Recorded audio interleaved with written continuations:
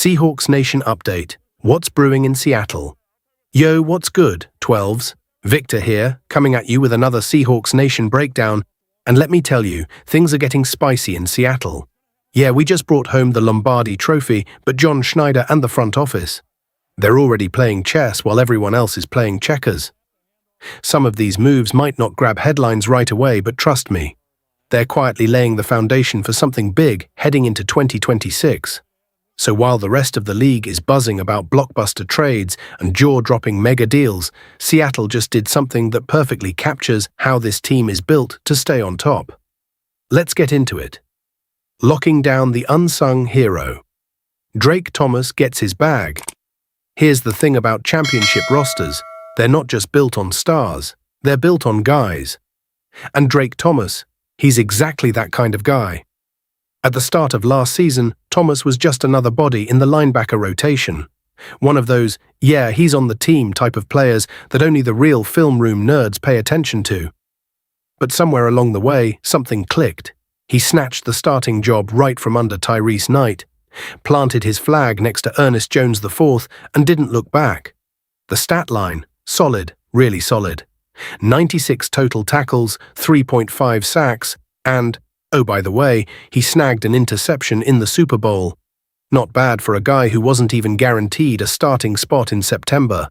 And now Seattle has rewarded him with a 2-year extension worth up to $9 million. On the surface, that might sound like a minor off-season footnote, but here's why it's actually genius. Thomas was heading toward restricted free agency, meaning other teams could have come sniffing around with offers. Seattle could have slapped a tender on him and played the waiting game. Instead, they skipped all that drama and locked him in through 2027 at roughly $4 million a year. Here's the kicker. A second-round restricted free agent tender alone would have cost around $5.8 million for 1 year. Seattle basically got 2 years for less. That's not luck. That's smart cap management, the kind of financial chess moves that keep championship rosters together instead of watching them slowly fall apart.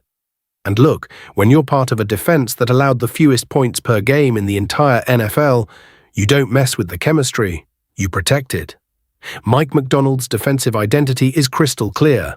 Fast linebackers, physical tacklers, high-motor guys who can blitz, cover sideline to sideline, and make life miserable for opposing offenses.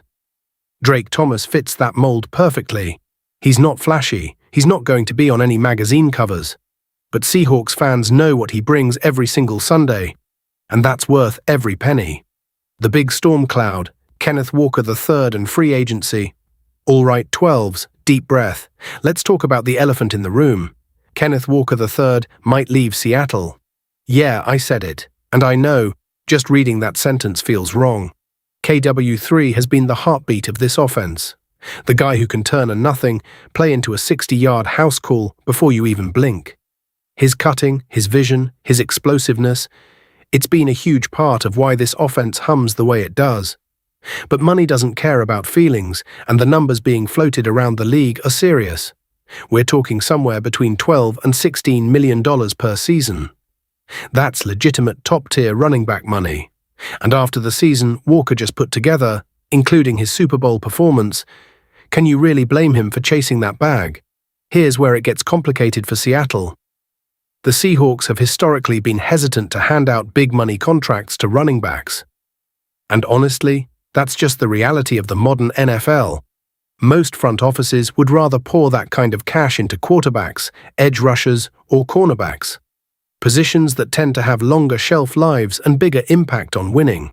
So if Walker's price climbs toward that $15 to $16 million ceiling, Seattle faces a genuinely brutal decision. Pay up to keep their Super Bowl MVP or pivot and reload. Enter Travis Etienne Jr., Seattle's plan B that doesn't look too bad.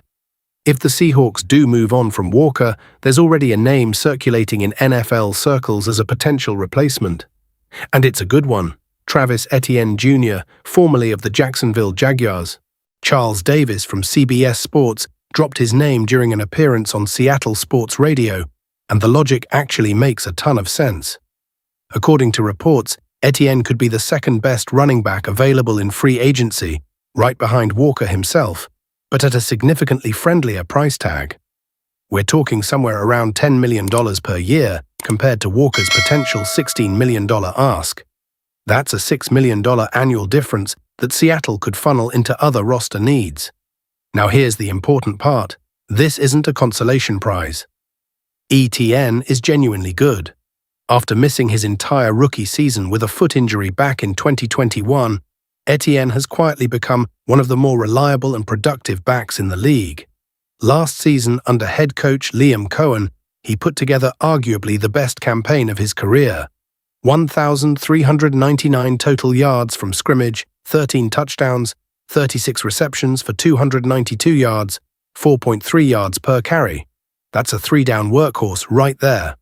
A guy who can grind between the tackles, catch passes out of the backfield, and stay on the field in obvious passing situations without being a liability in protection. Modern NFL offenses crave that kind of versatility. And the explosiveness? Still there. Last season, Etienne generated 28 runs of 10-plus yards, not far behind Walker's 33. Both guys are big play threats every single time they touch the ball, and stylistically, Etienne's shiftiness and receiving ability would plug right into Seattle's offensive system without missing much of a beat. Oh, and durability. After that rookie injury scare, Etienne has missed a grand total of 2 games in 4 seasons. In a league where running backs take an absolute beating week after week, that kind of reliability is genuinely rare and genuinely valuable. So what's the move, Seattle? Here's my honest take, 12s. Losing Kenneth Walker would hurt, full stop. There's something he does. That burst, that instinct, that ability to make something out of nothing, that you just can't fully replace. If he walks, there will be a real adjustment period. But if his price genuinely rockets into that $15 to $16 million range, the Seahawks have to think bigger picture. Roster balance matters, cap flexibility matters. Signing Travis Etienne at around $10 million still gives you an explosive, proven, durable back, while freeing up resources to strengthen other parts of the roster heading into the next championship chase. Either way, the front office has a fascinating decision ahead. And knowing Schneider, he's already got a plan. Probably 3 of them. This offseason is just getting started, 12s. Between the Drake Thomas extension, the Kenneth Walker situation, and whatever other moves are coming, Seattle's roster could look meaningfully different even after winning it all. And we'll be right here, breaking it all down. What's good, 12s?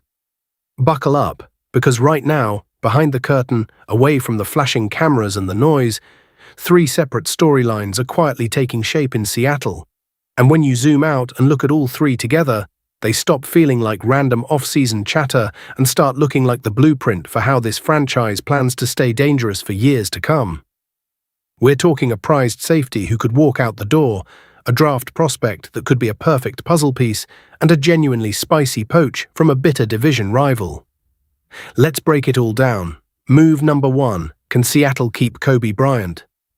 According to ESPN insider Jeremy Fowler, the Seahawks are making a serious push to bring safety Kobe Bryant back. And look, this isn't just a "we'd love to have him back" type of situation.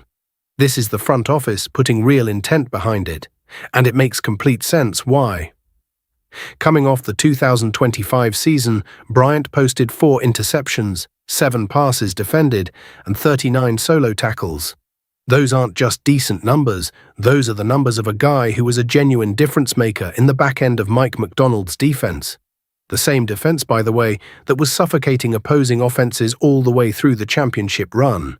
Here's the thing though, it won't be easy. When you ball out on a Super Bowl winning defense, the whole league notices.